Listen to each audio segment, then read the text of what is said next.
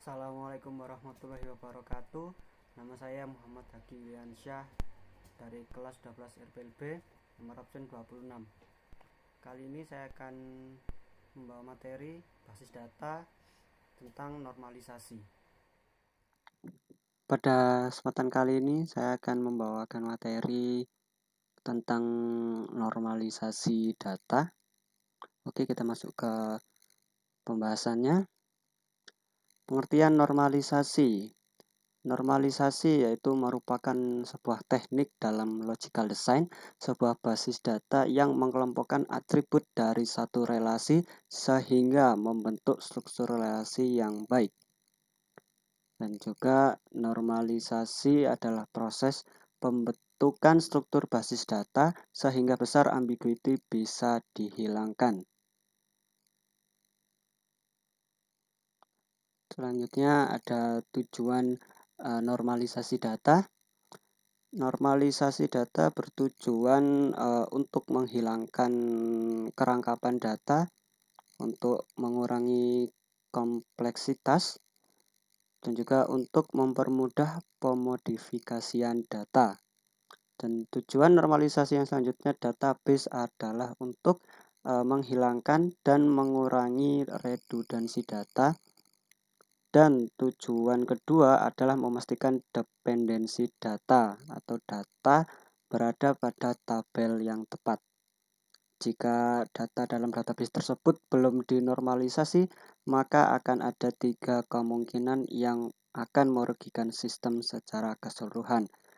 Yang satu adalah insert anomaly, situasi di mana tidak memungkinkan memasukkan beberapa jenis data langsung di database.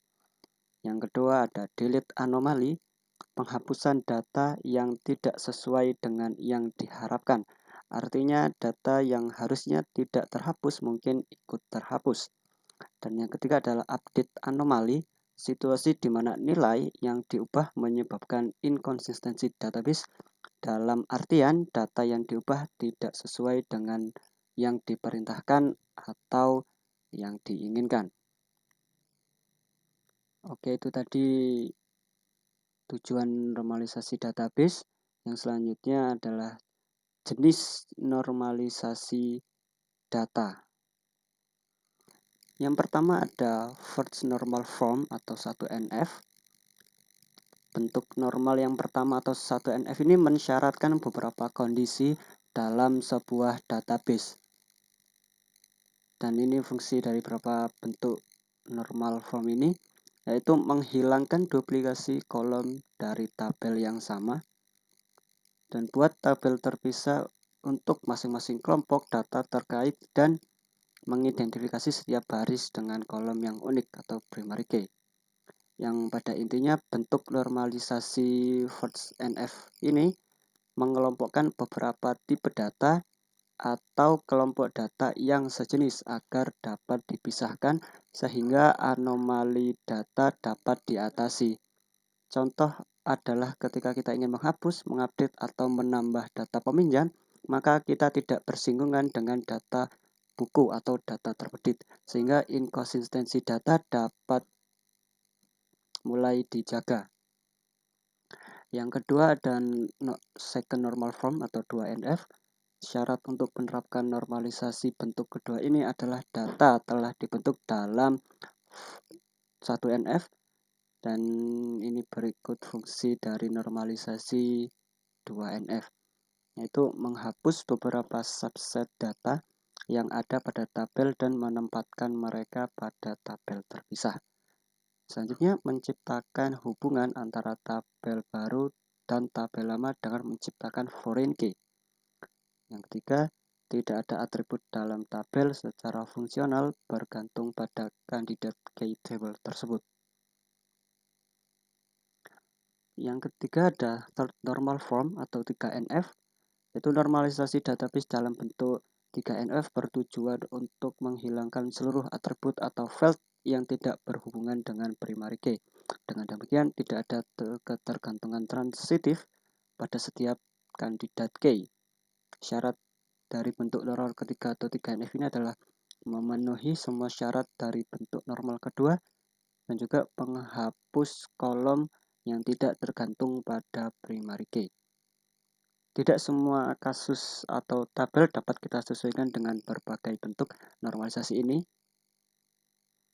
Dan selanjutnya ada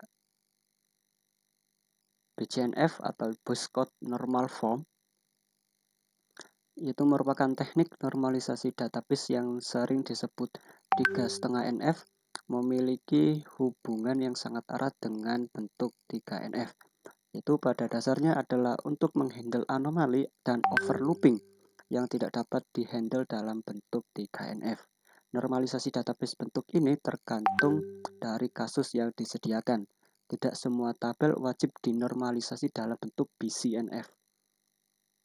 Yaitu untuk tabel yang memenuhi bentuk normal Boyce Code harus memenuhi dua kondisi ini. Yaitu satu, tabel harus dalam bentuk normal ketiga dan ketergantungan apapun A ke B, A harus menjadi super K. Dan poin kedua, dan dengan kata sederhana itu berarti bahwa untuk ketergantungan A ke B tidak dapat menjadi atribut non-prima jika B adalah atribut utama. Dan ini adalah yang keempat, Norford Normal Form atau 4NF. Norford Normal Form muncul ketika dependensi multinilai terjadi dalam relasi apapun.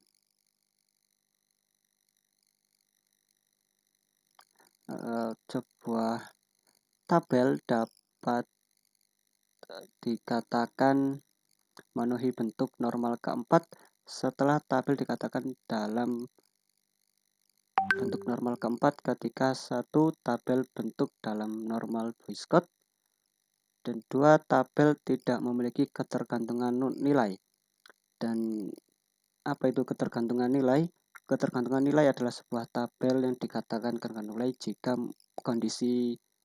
beberapa kondisi ini, yaitu satu, untuk ketergantungan A ke B, jika untuk salah satu nilai A beberapa nilai B ada, maka tabel mungkin memiliki ketergantungan multinilai. Dan kedua, juga tabel harus memiliki setidaknya 3 kolom untuk memiliki ketergantungan nilai. Yang ketiga, untuk relasi R A, B, C, jika ada ketergantungan multinilai antara A dan B, maka B dan C harus independen satu sama lain. Jika semua kondisi ini benar untuk setiap relasi tabel, dikatakan memiliki ketergantungan nilai. Oke. Dan selanjutnya adalah contoh penerapan normalisasi pada tabel. Pada gambar pertama ini adalah normal form yang belum dinormalisasi, yaitu normal form bentuk awal, dan selanjutnya ini adalah form 1, dimana yang atas belum dinormalisasi dan yang bawah sudah masuk dalam tahap normal form 1NF, yaitu bentuk ini normal form, yaitu menghilangkan duplikasi kolom dari tabel yang sama dan membuat tabel terpisah untuk masing-masing kelompok data terkait dengan mengidentifikasi setiap baris dengan primary key. Pada gambar yang di bawah, pada ini itu sudah dalam kondisi first normal form, yaitu 1NF. Oke, dan selanjutnya ini adalah tahap selanjutnya, yaitu normal form yang kedua, yaitu 2NF, yang dimana syarat untuk menerapkan normalisasi bentuk kedua ini adalah dibentuk dalam 1NF. Dan ini adalah fungsi dari 2NF, yaitu menghapus beberapa subset data yang ada pada tabel dan menempatkan mereka pada tabel yang terpisah. Dan juga menciptakan hubungan antara tabel baru dan tabel lama dengan menciptakan foreign key. Dan yang ketiga, tidak ada atribut dalam tabel secara fungsional bergantung pada candidate key table tersebut. Ya, berarti pada kali ini, pada second normal form, bisa dilihat sudah terpecah dalam beberapa bagian, dan ini sudah dalam kondisi normalisasi yang tahap kedua. Cukup sekian yang dapat saya sampaikan. Kurang dan lebihnya mohon dimaafkan. Juga sekian, terima kasih.